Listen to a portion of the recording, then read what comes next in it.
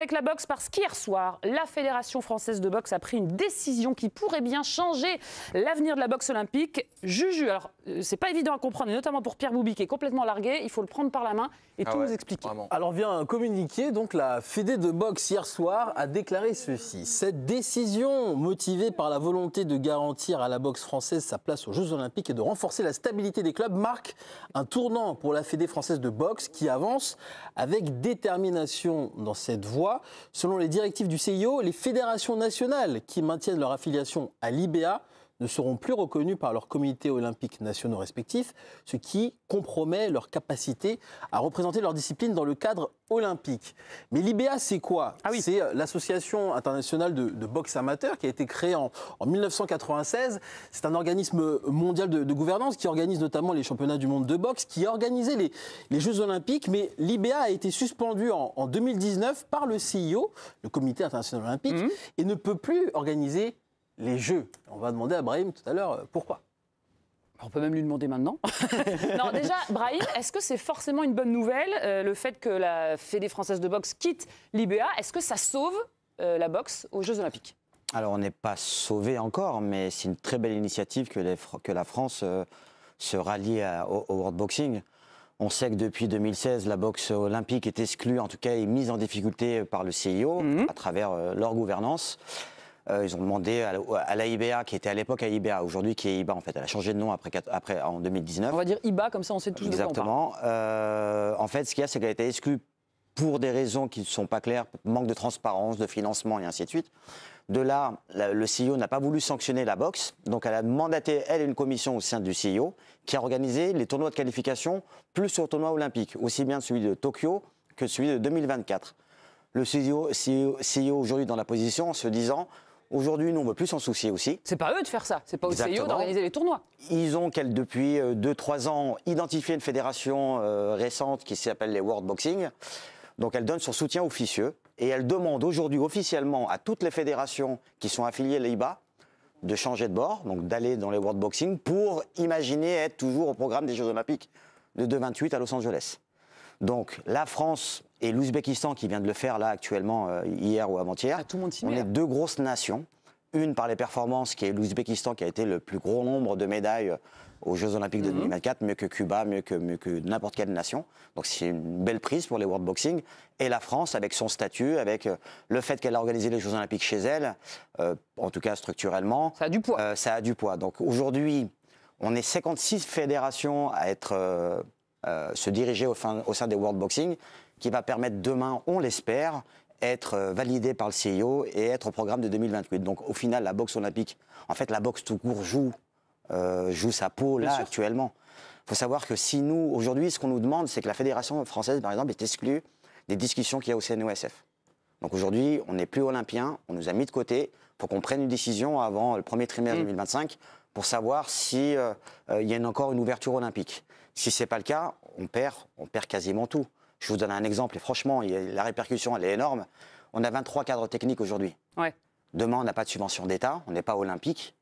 On ne peut pas se permettre d'avoir 23 cadres au sein de la fédération. Donc d'un coup, c'est tout le château de cartes qui s'écroule. Donc ça tue le sport, quoi, de ne plus être olympique. Les clubs, les régions, on n'aura plus de financement. À partir du moment où tu n'es même plus considéré olympique, c'est que déjà tu es mis au banc des sports, malheureusement, qui dépendent des sponsors et d'autres. Petite pause, Pierre Bouby. Tu vois, on pensait qu'on avait démarré bien l'émission, on était bien rentré dans le sujet, et paf, Braque arrive. Merci d'accueillir le retardataire. 16h10, hein, le début de l'émission, Braque. J'attends l'excuse, mais les bouchons, je me suis fait avoir. Allez, vas-y. C'est vraiment ça. En plus, le pire, c'est que je suis parti vraiment 1 heure en avance. Vraiment, hein, j'ai tout anticipé. Et ça s'est créé devant moi, en fait. T'as pas honte? Bien sûr que j'avais honte. C'est pas gênant. Hein. Pardon? Je dis, c'était un bouchon qui est derrière toi. Derrière moi, c'est sûr que je danse la lambada. Mais là, c'était vraiment devant moi et je sais pas ce que je pouvais faire de mieux. T'excuser déjà. Ouais, dis pardon. J'avais vraiment peur de croiser ton regard. Pardon à tous et je m'excuse auprès des téléspectateurs et encore plus auprès de Brahim. Qui était lancé. Grand chef? Braque, tu paieras ton coup à tout le monde à la fin. Ça c'est bien. La limonade, c'est important. Plaisir. Donc, on t'a interrompu, Brahim, c'était très bien lancé. Pierre Bouby a des questions. Oui, j'ai une question par rapport justement aux deux organismes, l'IBA et World Boxing. Oui. quel est l'intérêt, enfin je veux dire, pourquoi c'est si révolutionnaire à partir du moment où il y a un organisme avec l'IBA où il n'y a plus rien et World Boxing où il se passe tout. Donc en fait, il n'y a même pas de question à se poser. Quel est l'intérêt de rester à l'IBA en fait? Ben, moi, je suis complètement d'accord avec toi, mais c'est là où la politique rentre en jeu.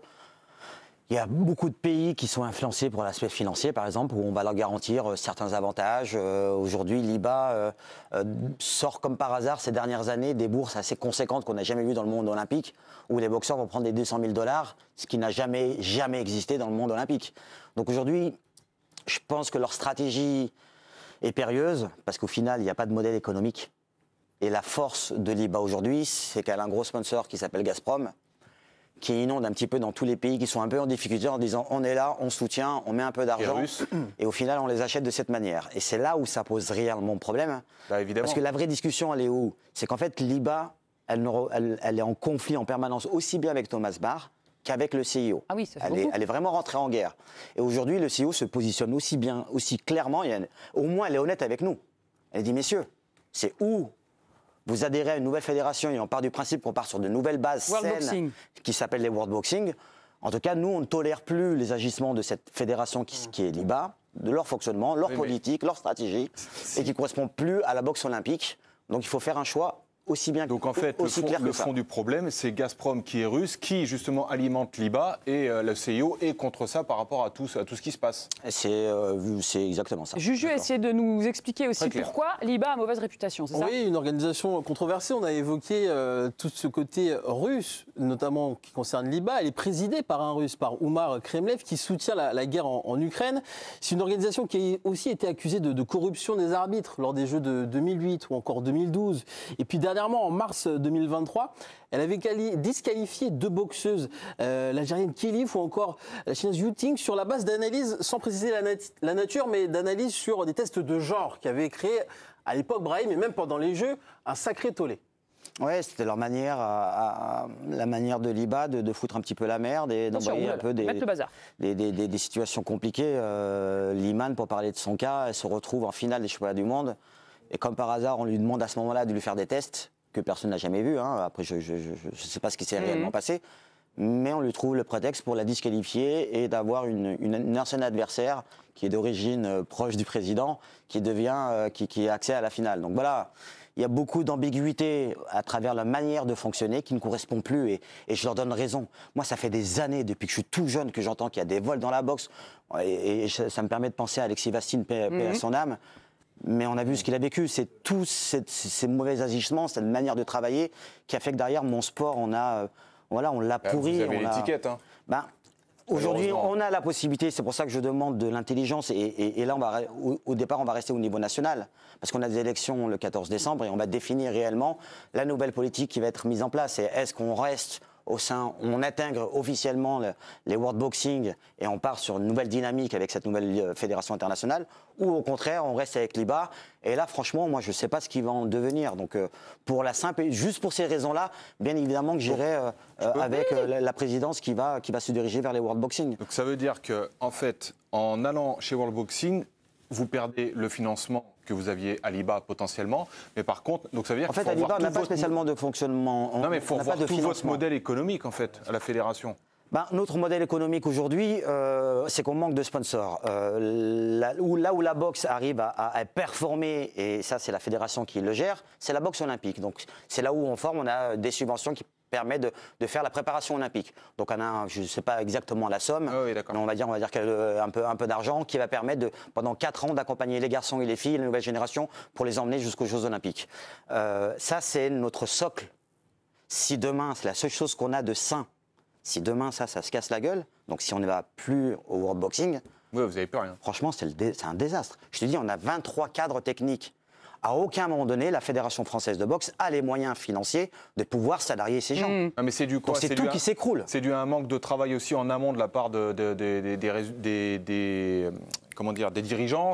Parce que peut-être que chercher des sponsors, c'est un métier.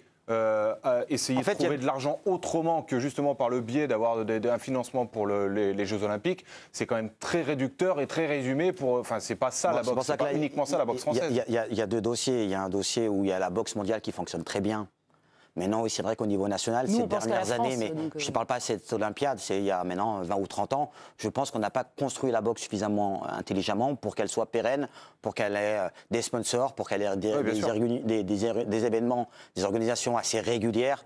En fait, l'autre socle n'existe pas. Moi, je ne suis pas capable aujourd'hui, Brahim Assoum, qui suis dans le monde de la boxe, de te citer un sponsor historique de la boxe. Canal+. Je lance le défi. Non, c'est pas un sponsor, c'est un diffuseur. Raté. Qu'ils ont sponsorisé quelques athlètes, c'est une chose. Mais moi, je vous jure, ça fait 15 ans que je cherche. Je ne trouve pas de sponsor identifié. Donc ça démontre qu'on a un vrai problème, que notre socle n'est pas solide. Après, il y a le volet olympique. Si tu perds ce volet-là, cette masse d'investissement qu'on fait pour pouvoir faire sortir cette nouvelle génération, bah, si tu n'as pas le volet olympique, franchement, c'est le néant total. Déjà, le pont entre la boxe olympique et la boxe professionnelle n'existe pas. Aujourd'hui, la boxe professionnelle, c'est la vitrine de la boxe, parce que tous les 4 ans, c'est que les Jeux Olympiques. En temps normal, c'est la boxe pro. Celle-là, déjà, elle est en mauvais état. Elle n'a pas d'économie, elle n'a pas de télévision, elle n'a pas de sponsor. Si en plus, je fais en sorte que le réservoir de la boxe olympique ne soit plus à la hauteur de ce qu'on attend pour pouvoir fournir la nouvelle génération, franchement, je ne vois pas l'avenir de la boxe, c'est pas possible.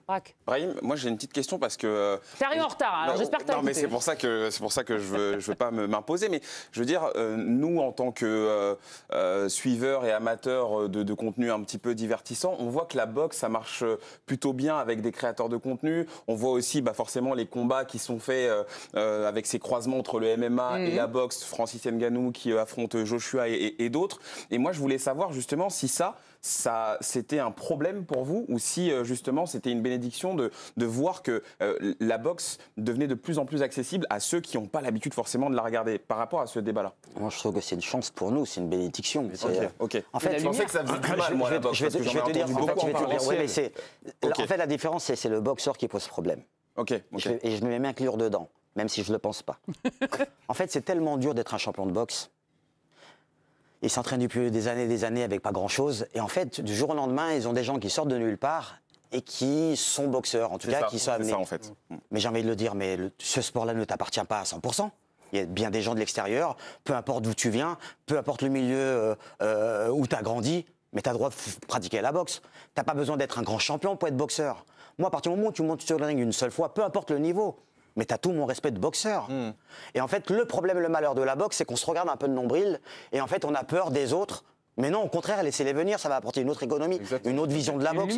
Une envie à des jeunes qui avaient un peu un regard peut-être réticent vis-à-vis de cette discipline, de voir ces créateurs de contenu faire de la boxe, se dire ouais, ben moi aussi, pendant 1 an, il s'est entraîné, parce que c'est ce que je suis en train de faire, alors ce n'est pas le thème, mais avec les créateurs de tenue, créateurs de contenu, c'est qu'on les entraîne, on leur met des vrais entraînements, mais parce qu'ils respectent la discipline. C'est voilà, pendant 8 mois, 1 an, ils se sont entraînés sérieusement. Ils sont amenés à boxer, tant mieux, c'est de la boxe, ils restent dans les critères en plus, c'est de la boxe amateur, boxe loisir. Donc il faut être ouvert à ça. Et je pense, si je peux me permettre, et je conclue avec ça, le fait qu'il y ait une nouvelle fédération qui se met en place, qui est en accord plus ou moins avec le CIO, parce qu'aujourd'hui elle n'est pas contre, elle encourage. En sachant que les Jeux Olympiques sont à Los Angeles. Oui. L'une des premières fédérations qui a mis son nez dedans et qui a créé les World Boxing, c'est quand même les Américains avec les Anglo-Saxons au final. On a l'opportunité de remoderniser la boxe.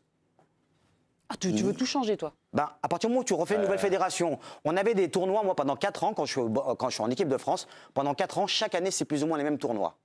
Franchement, c'est les mêmes tournois. Oui, comme et c'est pour ça que c'est dur de rester dans un cycle. Là, ils ont la possibilité d'avoir un terrain neutre, parce qu'au final, ils ne vont pas aller sur les plates-bandes de l'IBA, donc ils vont aller chercher d'autres nations. Donc peut-être ça va être une autre manière d'organiser, avec d'autres partenaires. Peut-être qu'ils vont trouver une nouvelle dynamique avec des reprises, parce qu'on peut aussi modifier le nombre de rounds. Il peut y avoir des modifications intelligentes. On part sur une nouvelle base.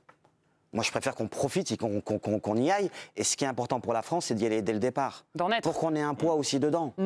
On est la France, donc à nous la nouvelle boxe 2028. Peser dans la balance. C'est une opportunité inespérée pour vous. Ah, mais moi, je la prends, mais avec les bras ouverts. En fait, Pierre, pendant 20 ans, quand je vois aller Alexis Vassine, je vais parler d'Alexis Vassine, mais franchement, il y en a plein. Tous ceux à qui on a arnaqué de cette manière, leur vie n'est pas la même. Quand tu as un sport où tu viens de milieux en difficulté et que c'est un vrai ascenseur social, tu peux t'en sortir, et qu'en plus, on te l'enlève la médaille d'injustice en réalité. C'est ce qu'il y a de plus violent pour des jeunes qui viennent de milieux défavorisés ou en difficulté, où le seul sport où ils peuvent se retrouver, c'est un sport où on se livre nous-mêmes, où on ne peut pas tricher.